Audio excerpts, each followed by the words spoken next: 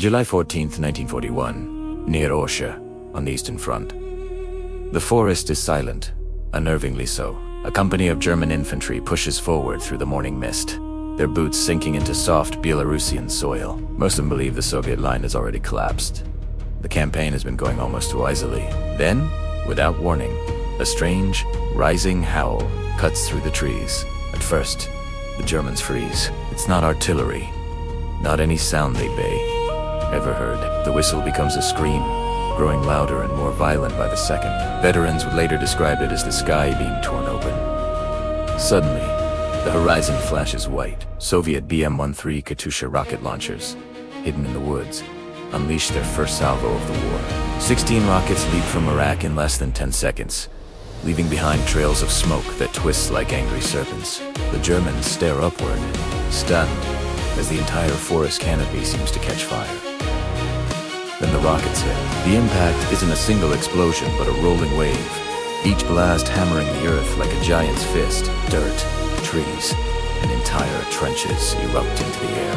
The ground shakes so violently that soldiers fall to their knees. Helmets rattle, ears ring. The barrage doesn't just destroy positions, it crushes morale. A sergeant shouts, "Artillery, take cover." But it's already too late. The second wave screams overhead. Another 16 rockets crash down, flattening an entire crossroads and ripping apart supply trucks. The Germans never even had time to hide.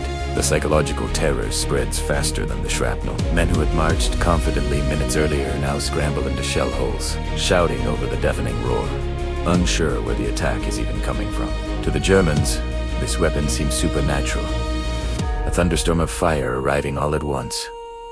Without warning, they would soon give it a nickname whispered across the front lines: Stalin's organ.